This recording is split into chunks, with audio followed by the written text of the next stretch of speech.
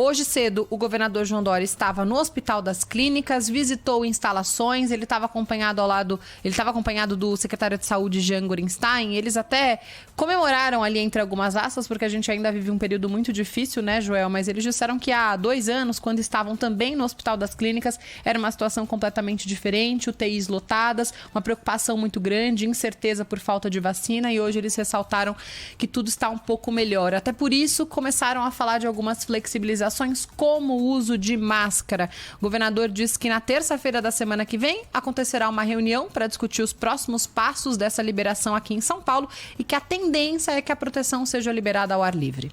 Nós, através do Comitê Científico, estamos analisando, sim, a perspectiva e a possibilidade da liberação do uso de máscaras ao ar livre e o anúncio com a decisão será feito na próxima quarta-feira, na nossa coletiva de imprensa. Mas sim, essa é uma análise que está no Comitê Científico nesse momento. Não há uma decisão, mas eu diria que há uma boa expectativa.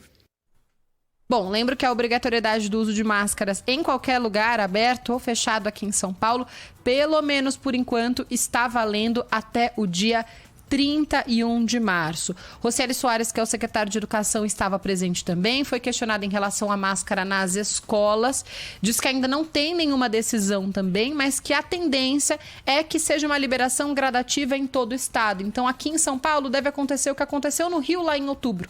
Tira primeiro, libera a máscara em locais abertos, analisa, vê o que acontece com os números da pandemia e aí sim vai gradativamente liberando para locais fechados, como as salas de aula nas escolas para os pequenos. Então, na semana que vem, a gente tem uma decisão, seguindo aí uma tendência, né, Joel e Ana, de todo o país. Brasília já deu algumas decisões em relação a isso, Rio de Janeiro também sinalizando que vai flexibilizar ainda mais.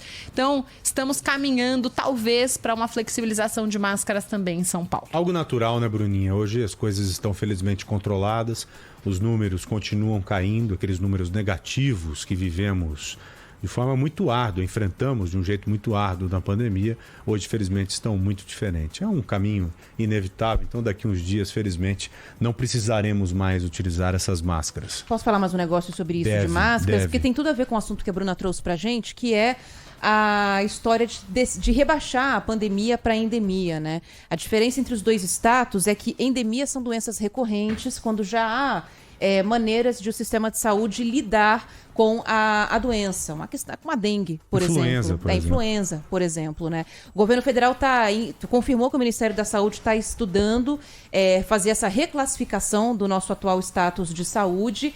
E na prática isso também significaria a redução de medidas de controle e proteção, como o uso de máscaras. A gente tem a fala aqui do infectologista Júlio Croda, falando sobre essa mudança, qual que é a análise que ele faz do assunto. A pandemia traz impactos muito severos, né? Isso não significa que uma endemia não traga impacto, não esteja associado a um aumento importante no número de casos, eventualmente hospitalização e óbito. Entretanto, a gente tem como prever esses números de casos, a gente tem como adaptar o nosso sistema de saúde para o atendimento desses casos e nós temos ferramentas para reduzir a letalidade associada à doença, diminuir o risco para o óbito. A doença se tornando uma endemia porque ela vai ter períodos sazonais relacionados ao aumento do número de casos, de hospitalização e óbito. Se o sistema de saúde não estiver preparado para isso, vai ter que ser recomendada a retomada dessas medidas restritivas. Não é o que a gente quer, por isso que é importante, nesse momento, fazer um planejamento adequado e ter um diálogo, uma comunicação bem clara com a população. Bom, alguns países já fizeram essa mudança, né, Joel? Por exemplo, França, Reino Unido e Espanha. O OMS ainda não, ainda mantém a Covid-19 como pandemia. Para desespero de muita gente, a pandemia está acabando. A pandemia já está seguindo um caminho aí para que a gente jogue a pá de cal em cima dela.